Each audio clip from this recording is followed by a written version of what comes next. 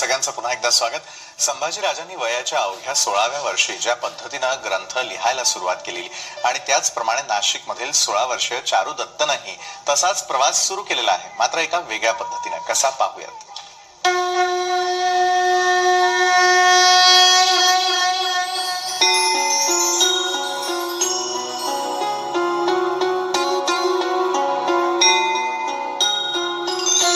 एक घर जिथे अभंग राहतात, एक घर जिथे वेद सर्वत्र दिसतात, एक घर जिथे ज्ञानोबा तुकोबांच्या ओव्या राहतात, एक घर जिथे अभंगांच्या भिंती आहेत, एक घर जिथे ओव्यांचं छत आहे. चला एका अशा घरात. महाराष्ट्राला संतांची मोठी परंपरा लाभलेली आहे आणि या संतांचे अनुयायी, त्यांचा भक्तगण देखील तेवढाच मोठा आहे.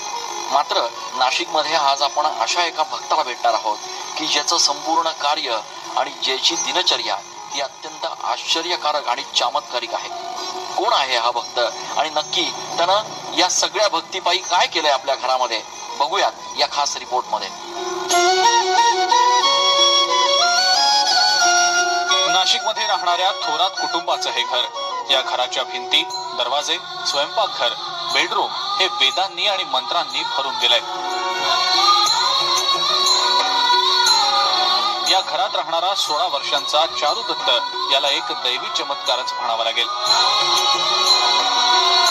वयाच्या 10व्या वर्षांपासून तो फक्त लिहितो आणि लिहितोच आहे. असंख्य अवघड आणि सर्वसामान्यांच्या समजण्या पलीकडचे श्लोक, संतांची वचनं, ओव्या, अभंग, धर्मग्रंथ.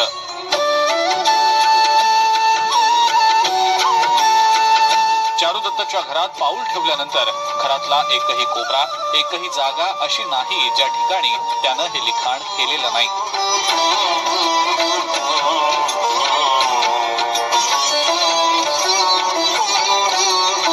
नाशिकमध्ये राहणाऱ्या आणि इयत्ता 10वी इतक्यात पास झालेल्या चारुदत्त थोरात याच्या घरात आपण प्रवेश केल्यानंतर जो काही नजारा आणि जे काही दृश्य आपल्याला बघायला मिळतं ते निव्वळ चमत्कारिक असंच म्हणावं लागेल.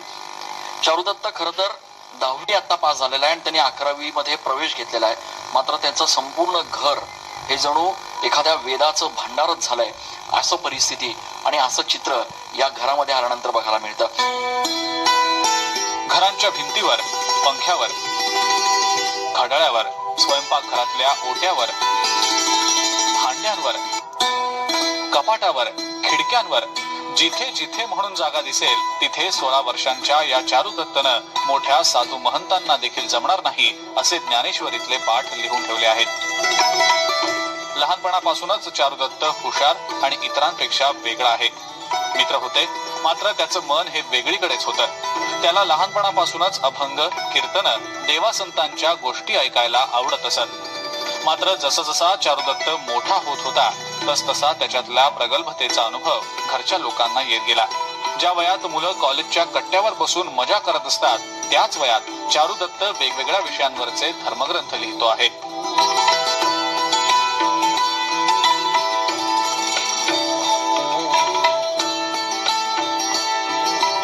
मानवी जीवनाचा प्रवास, त्याचा अंत, मोक्ष याबाबतचं त्याचं विश्लेषण ऐकून भल्या भल्यांना थक्क व्हायला होतं.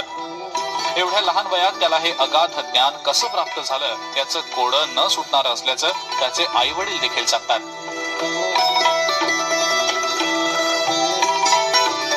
आमच्या पोटी आम्ही असं काय पुण्य केलं होतं की आमच्या पोटी असा मुलगा जन्माला आला.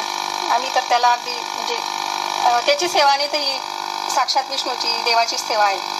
त्याचं अगदी म्हणजे खाण्यापासून तर अगदी छोट्या छोट्या गोष्टी सुद्धा म्हणजे एका कृष्णाच्या जशा खोळी होत्या तशा त्या, जसं यशोदा मैयाला कृष्णाची जसं म्हणजे अनुभव आलेला आहे तसा मला येतो.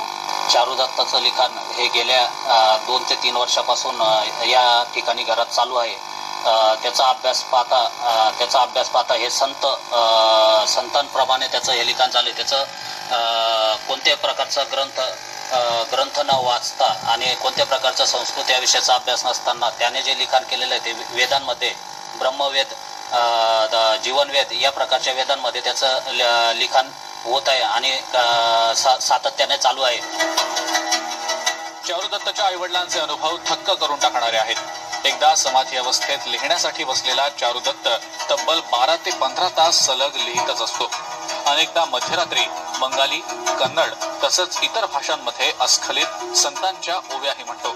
अनेकदा तर मध्यरात्री उठून लिखाणही करतो.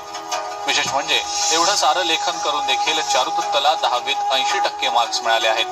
धर्म, ज्ञान, मुक्ती, स्वर्ग, नरक, मोह या आणि अशा अनेक विषयांवर चारुदत्त धर्मशास्त्राला आधारभूत असे संदर्भ देत त्याचं विवेचन करतो. चारुदत्तचे आषाढी वारीबाबत तसंच नाशिकमध्ये होणाऱ्या सिंहस्थाबाबत सडेतोड विचार ऐकून कोणी महात्मा किंवा मोठा संत आपल्याशी बोलत तर नाही ना असा भास आपल्याला होईल. लोकांनी लोकांसाठी करा अशी एक भूमिका आहे आणि योग्य काळी हे सर्वत्र प्रस्थापित होईल.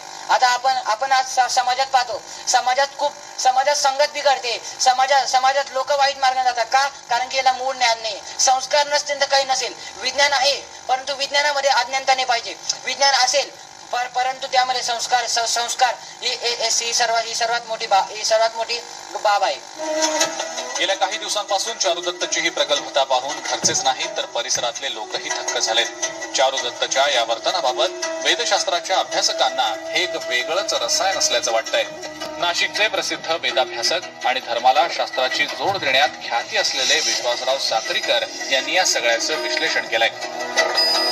हे जो तो मुलगा लिहितो आहे हे मनाने लिहित नाहीये, हा कॉन्शियस कॉस्मिकने लिहितो आहे. कारण तो जे अभंग लिहितो, जे काय त्याला सुचतं, ब्रह्मांडाच्या विविध यंत्र लिहितो, आकृत्या काढतो, हे सगळंच्या सगळं कॉस्मिक कॉन्शियसशी संबंधित असलेली गोष्ट आहे. आणि कॉस्मिक कॉन्शियस जो आहे हा प्रकाशाच्या वेगाने कुठेही जाऊ शकतो असं आपण म्हणू शकू. मन जर जाऊ शकतं तर कॉन्शियस, सबकॉन्शियस आणि कॉस्मिक कॉन्शियस अतिवेगाने कुठेही जाऊ शकतो. अवघ्या 16 वर्षांच्या चारुदत्त थोरातनं आतापर्यंत लोकांना चकित करणारे ग्रंथ लिहून काढले आहेत. बरं, त्याचा लिहिण्याचा वेग बघून तो विचार कधी करतो, पाठांतर कधी करतो आणि लिहितो कधी असा विचार पाहणाऱ्यालाही पडावा. चारुदत्तनं आतापर्यंत सकलामृत ग्रंथ, सुमनामृत ग्रंथ, अशोकामृत ग्रंथ, जीवनवेद ग्रंथ, व्यथा ग्रंथ, चिंतन ग्रंथ, ब्रह्मवेद ग्रंथ, दत्तात्रय ग्रंथ आदी ग्रंथ लिहून काढले आहेत. तर सद्गुरु चक्र, शतसुख चक्र, अज्ञानम चक्र, तुलाश्रम चक्र, कर्मयोग चक्र अशा चक्रांची निर्मिती केली आहे. त्यामुळे चारुदत्तच्या या सगळ्या गोष्टींना चमत्कार म्हणावा का असा प्रश्न पडल्याशिवाय राहत नाही.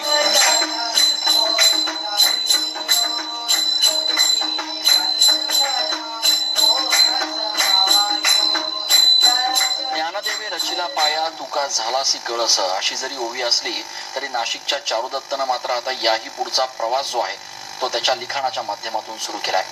चारुदत्ताचं संपूर्ण घर म्हणजे ज्ञानाचं एक मोठं भंडार झालंय. या क्षेत्रातल्या तज्ज्ञांनी आता या सगळ्या गोष्टींचा नीट अभ्यास करून समाजाला याच्यामधनं काय बोध देता येईल त्याबाबत प्रयत्न करण्याची गरज आहे. नाशिकहून कॅमेरा पर्सन आकाश येवलेसह मी चंदन पूजाधिकारी, TV9. तर आमचा स्पेशल रिपोर्ट पाहिल्यानंतर आपल्याही लक्षात आलेलं असेल की चारू आकाशा एवढा हा या आम्ही कार्यक्रमाला नाव देण्यामागचं खरं कारण काय, त्याच्याशी देखील बातचीत करणार आहोत. त्याचबरोबर मुकुंद जे आपल्या बरोबर देखील बातचीत करणार आहोत एका छोट्याशा ब्रेक नंतर.